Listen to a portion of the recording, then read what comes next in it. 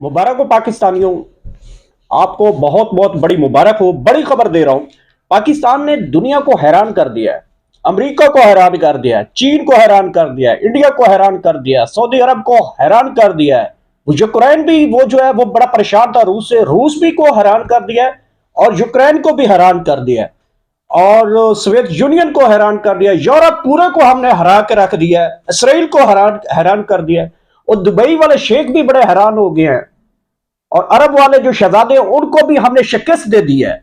कौम को बहुत बड़ी मुबारक हो। इतनी खुशी तो हमें वर्ल्ड कप जीतने के ऊपर नहीं हुई और इतनी खुशी तो अभी जो कतर में वर्ल्ड कप हो रहा था, जो फुटबॉल की टीम है उसको भी शायद ना हो जितनी खुशी अब हमारी जो हुकूमत है वो मना रही है।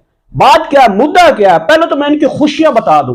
इतनी खुशी तो मरियम औरंगजेब किसी की शादी के ऊपर इतना डांस भी नहीं किया होगा जितना वो आजकल इस खुशी के ऊपर डांस कर रही है।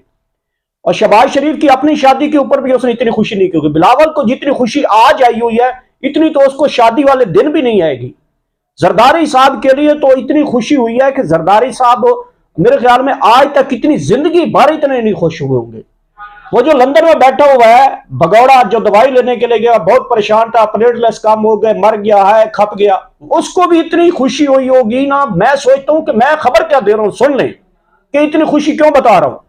वो लंदन वाले भगौड़े को भी इतनी खुशी जिंदगी में नहीं होगी। मरियम को तो इतनी ज्यादा खुशी हुई होगी, इतनी खुशी उसे कतर जाने वाले शहजादे से मिलने के बाद भी नहीं होगी। बड़ी खुशी बता रहा हूं। और अगर ये खुशी है क्या, ओ भाई खुशी आप क्यों मना रहे हैं, मैं भी आपको यही बताऊं। खुशी मना रहे हैं कि हमें इमदाद मिल गई है, हमें भीख मिल गई है। ये जो जनेवा कन्वेंशन हुआ है वहां पे जाकर जो हमारे हुक्मरान हैं इन्होंने कल से हमारा जीना हराम किया हुआ है कि पाकिस्तान को इमदाद के ऊपर, ये कोई हमने दुनिया फतह नहीं की।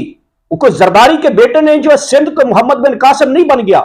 ये जो लंदन वाला भगौड़ा गया वो कोई दवाई लेकर पाकिस्तान नहीं आ रहा है, ऐसी कोई खुशी नहीं है। पाकिस्तान को सबसे बड़ी इन्होंने खुशी कल की मनाई हुई है। अपने अपने ट्वीट उठा के देखें, हमें फलां मुल्क ने इतनी भीख दी, इंडिया ने इतनी भीख दी, जापान ने इतनी भीख दी, चाइना ने हमें इतनी भीख दी और गंदे चेहरों को देखने वालों ने सिर्फ सदके निकाले हैं। ये जिन जिन मुल्कों के नाम लूंगा इन्होंने अपने अपने सदके दिए हैं और ये अब सदके जो है पाकिस्तान में आएंगे तो ये अब पाकिस्तान की कौम के ऊपर कैसे आएंगे मैं इसके ऊपर बाद में बात करूंगा। अच्छा, सबसे पहले मैं आपको बता दूं कि किस किस मुल्क ने हमें कितनी कितनी इमदाद दी है। और सबसे पहले उसमें है बैंक इस्लामी ने जो है हमें है वो तकरीबन 14 अरब जो है वो हमें इमदाद की है। इसके साथ जो है वर्ल्ड बैंक ने हमें 2 अरब रुपया जो इमदाद दी है। ये कोई पाकिस्तान के ऊपर एहसान नहीं किया। ये जो हुकूमत अभी खुशी मना रही है कि हमने कोई बहुत बड़ा मार्का मार लिया, ये इमदाद मिली है। वो बेचारा सही कहता था ना, वो जिस दिन से वजीर आजम बना वो कहता है एब्सोल्युटली जस्ट, हम तो भिखारी हैं और हमें कोई भी ऐसी बात करनी होगी तो अपनी उंगलियां काटने के बराबर होगी। और बिल्कुल जो जैसा मुंह वैसी चपेट।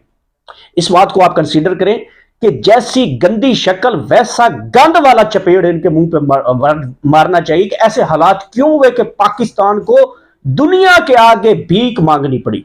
अच्छा जी, इसमें जो वर्ल्ड बैंक है उसने 2 अरब डॉलर दिए हैं, एशियन बैंक ने 1 अरब डॉलर दिया। और जिस अमेरिका बहादुर जो आपका बाप है वल्दियत, आप पीडीएम लिखे ना, आप शहबाज शरीफ अपने वालिद शरीफ को हटा के अमेरिका बहादुर का नाम लिख लें या चाचा जो बाइडन लिख लें।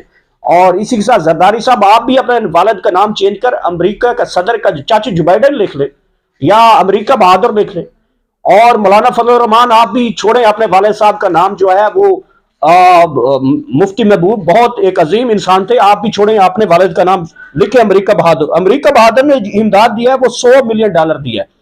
सऊदी अरब ने 1 अरब डॉलर दिया।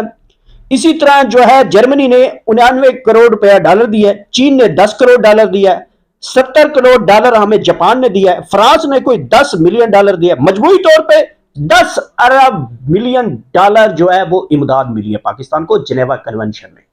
और आपको पता ही है कि इस जिनेवा कन्वेंशन में बुड्ढा डरगोला जिन वो भी गया हुआ था और वो सर्जरी कराने वाली रानी डाकू, टोटा फैक्ट्री की मालिक और टोटा फैक्ट्री यूनिट, वो भी पहुंची हुई थी। वो अपनी कोई छोटी मोटी सर्जरी रहती थी वो भी वहां पे करवाने गई हुई थी।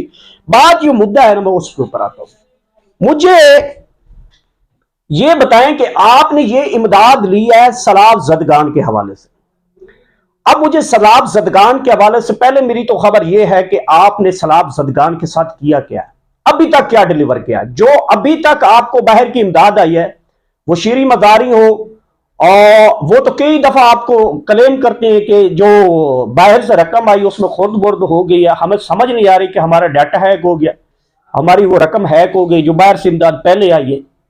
तो इन ममालिक को कुछ सोचना चाहिए कि वो इमदाद देने से पहले एक चीज को नोट कर लें, जो आपने पहले इमदाद दी है वो कितनी डिलीवर हुई है। वो यूएनओ के जो सेक्रेटरी जनरल यहां पे आए हुए थे उनको भी नोट होना चाहिए कि सबसे पहले जो सलाब जदगान के तो अभी जो बेघर है उनके ऊपर क्या आपने तो खैमे भी चुराए हुए हैं। मौलाना फजल रहमान आपका बेटा खैमा चुराता हुआ पकड़ा गया था, जिसके ऊपर आपने कन्वेंशन भी किया था, एक जलसा भी किया। वो सलाब जदगान का जो कैंप है ना वो आपने चुराए थे। आप अभी इमदाद मजीद लेने गए हैं। बात यह है कि ये जो सलाब जदगान के क्या ये वाकई मेरिट के ऊपर चीज मिलेगी, जिसको अभी तक पहले इमदाद जो मिल चुकी है वो भी अभी तक नहीं सही डिलीवर हो सकी, उसके ऊपर भी जो है वो एक दूसरे को धकेलती है। पीपल्स पार्टी कहती है नून खा गई है जो अभी इमदाद आई है, और नून वाले कहते हैं पीपल्स पार्टी खा गई है। और शीरी रहमान बेचारे कहते हैं हमारे डाटा ही हैक हो गया, जो हमें इमदाद आई है ना वो डाटा ही हैक हो गया, बेड़ा ही गर्क हो गया। मतलब तो ये तो वही है ना कि चोर की दाढ़ी में तिनका। अब मुझे यह बताएं कि इसमें से क्या क्या जो अभी इतनी 10 मिलियन अरब डॉलर जो है वो बड़ी इमदाद होती है। ठीक है आपने भीख मांग ली, गिड़गिड़ा लिया, कौम के लिए किया, लेकिन बात उस टाइम आनी चाहिए कि जब ये डिलीवर हो। लेकिन आप तो पहले ही उस डिलीवरी से पहले ही जो है आप चोरी करते हुए साबित हुए, चोरी करते हुए पकड़े गए। मौलाना फजल रहमान का बेटा जो है वो खैमा चोर नहीं निकला। कौन ने नहीं देखा जो क्वेटा में आपका जो हुआ है, जो जिसके ऊपर आपने वो बहुत बड़ा एक जलसा भी किया, और उसमें पाकिस्तान तहरीक इंसाफ की खवातीन को जो है वो आपने कंजरियां बोला, जानी बोला, गश्तियां बोला, क्या क्या बोला उसमें। तो वो तो आप वहां पे भी आपके जो खैमे चोर, आपका जो टेंट चोर है वो तो आपके ऊपर लेबल लग चुका है। जरदारी साहब आपके कई एमएनए के जो है गुदामों में, कई एमएनए जो जिन सलाब जदगान के इलाकों में कई एमएनए के गुदामों में जो है वो सलाद के जो टेंट होते हैं वो पकड़े गए हैं। आप अभी भी इमदाद के नाम से पाकिस्तान की कौम को फुद्दू बनाते हैं, जुड्डू बनाते हैं। अच्छा जी, वो जो अभी हमारे मौजूदा वजीर आजम साहब हैं, ये वो कहते हैं ना न मुंह न बत्था न जिन पिटेंदा लथा, अल्लाह करे कि ये हो भी भिखारी, इनकी एंड भी भीख मांगते हुए रोड के ऊपर मौत है इनको। कि क्योंकि मैं इसलिए ये कह रहा हूं कि मेरे कौम को आटा नहीं मिल रहा, मेरी कौम के बच्चे भूख से बिलक रहे हैं, मेरी कौम के बच्चे और इज्जतें लेकर अपनी बीवियां लेकर लाइनों में खड़े हैं। लोगों की जेंट्स लाइनों में आके लोगों की बीवियां खड़ी होती हैं, खून खोलता है यार उस टाइम जब किसी की बेटी बीवी लाइन में लग के 10 किलो का आटे का थैला लेती है और वो मर्दों की लाइन में लेके खड़े होकर आटा लेके जाती है, खून उस टाइम खोलता है। ये ऐसा मैं बोलता क्यों, ये मैं कड़वा क्यों बोलता हूं, हो सकता है मैं गलत हूं, लेकिन जो मैं देखता हूं मैं वही बोलता हूं। तो क्या ये इमदाद जो है वो पाकिस्तान की जो सलाब जदगान है उन तक पहुंचेगी? मेरा यकीन तो नहीं है। आप तो इस पे पहले ही पकड़े गए हो ना चोरी करते हुए।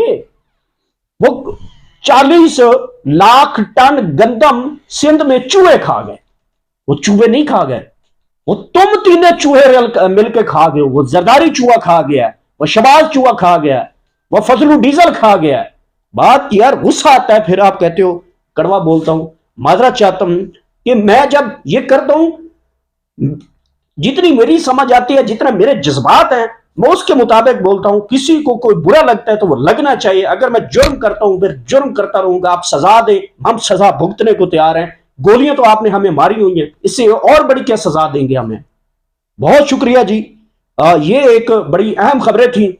और तो ये आज के जो व्लॉग है या आपका जो टॉपिक था वो यही था कि जिनेवा कन्वेंशन में हमें इतनी भीख मिली है, और भीख जो है वो चंदा सदका खैरात जो है वो कौम का प्राइम मिनिस्टर और उसके साथ जो उसकी जंज है वो लेके पाकिस्तान आ रही है।